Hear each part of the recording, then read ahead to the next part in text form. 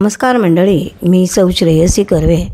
सध्या माझ्या या यूट्यूब चॅनलवरनं, श्रेयसी कर्वे या यूट्यूब चॅनलवरनं लोककला या विषयाची माहिती या ऑडिओमधनं आपण घेत आहोत.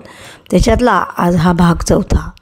मंडळी, आपण या ऑडिओमधनं लोककलांचा विषय समजावून घेत आहोत. नृत्य, नाट्य, संगीत याबरोबरच साहित्य हाही लोककलांचा एक भाग आहे. या ऑडिओमध्ये या लोकसाहित्याविषयीची आपण थोडी माहिती करून घेऊया.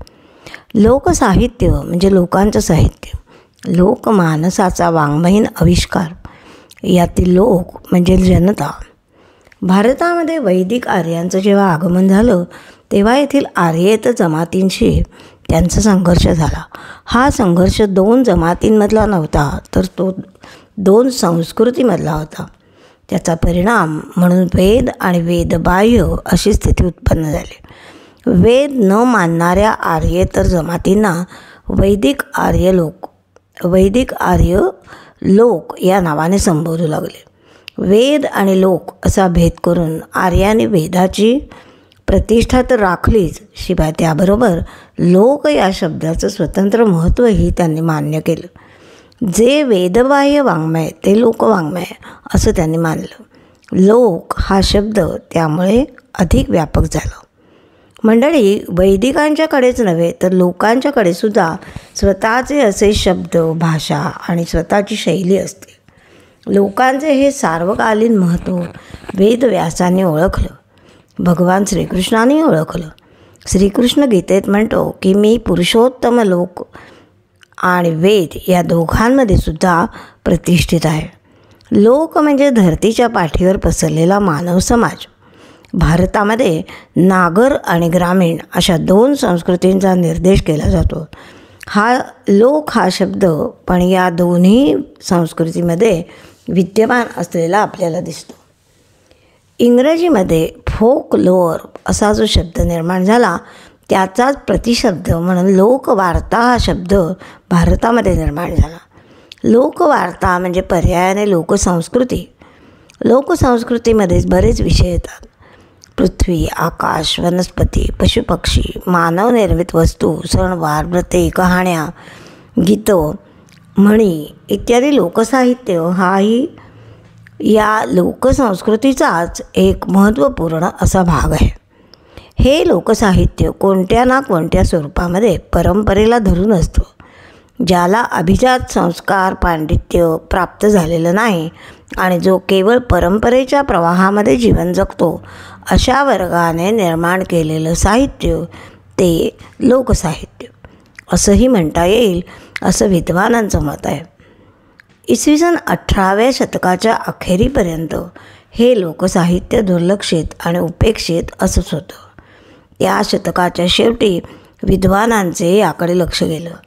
कित्येक विद्वान स्वतंत्रपणे या विषयाच्या अभ्यासाला लागले. या लोकसाहित्याच्या दालनामध्ये दंतकथा, लोकगीते, खेळ, करमणुकीचे प्रकार यांचा तसेच दैवत कथांचा सुद्धा समावेश होत असे. लोकसाहित्याचा विस्तार खूप मोठा आहे. सामान्य जनता ज्या शब्दामध्ये हसते, रडते, खेळते, गाते त्या सर्व शब्दांचा लोकसाहित्यामध्ये समावेश होतो. लोकसाहित्याचे विशेष गुण म्हणजे स्वाभाविकता, स्वच्छंदता आणि सरलता.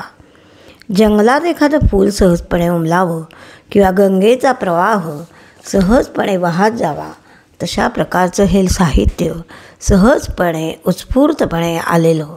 लोकांच्या आशा, निराशा, हर्ष, खेद, लाभ, हानी, सुख, दुःख, जीवन, मरण या साऱ्या गोष्टींच्या अभिव्यक्ती लोकसाहित्यामध्ये आढळतात.